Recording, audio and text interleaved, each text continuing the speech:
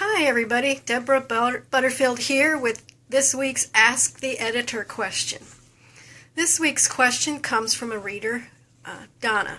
She asks, is it good to use local restaurants, stores, and places in my book?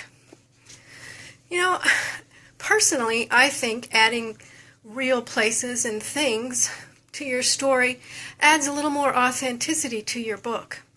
Whether you place your story within a real city or just simply put real things within your fictional city, it still adds some authenticity. And personally, that's just how I feel about it. I'm sure that other editors or readers might feel differently. If you're going to put real things into your story, here are some things that I recommend that you do.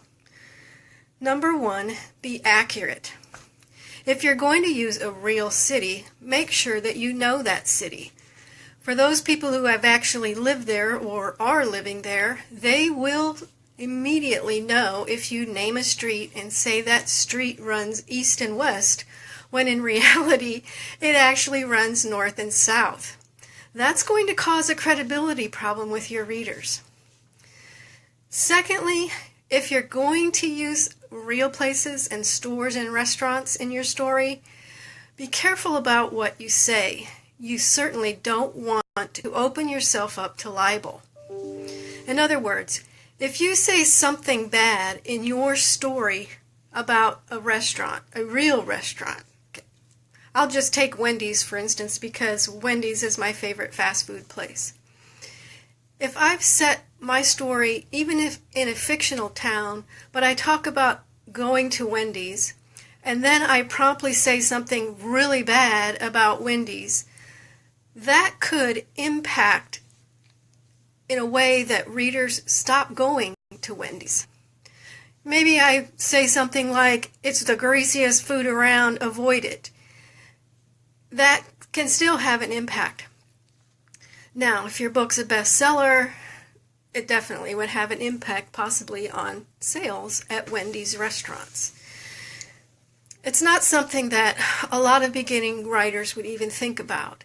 But still, I want you to be aware that if you say something bad about a real place and that store in that city has a financial impact, then you are opening yourself up to libel. So, if you're going to use real places, I would highly recommend that you simply use them in a convenient way. I dashed into Wendy's for my favorite spicy chicken sandwich. Or I slipped into Old Navy because I wanted to make sure the person behind me wasn't really following me. Use them in an innocuous way so that you give authenticity to your story, but don't open yourself up to any libel. So, thanks for being with me here today. If you have any other questions about using real places and things in your story, feel free to leave a comment below. And if you want your questions about publishing, writing, and marketing answered, be sure to leave a comment below or email me. I'll be on as often as I have questions to answer, and I certainly do enjoy getting your questions. So please, feel free to leave them.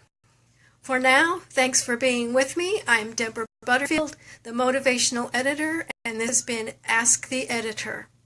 Be sure to visit my blog, deboralbutterfield.com, and Deborah is spelled D-E-B-R-A, for hundreds of posts on the craft of writing. Thanks for being with me again. We'll see you next time. Bye-bye.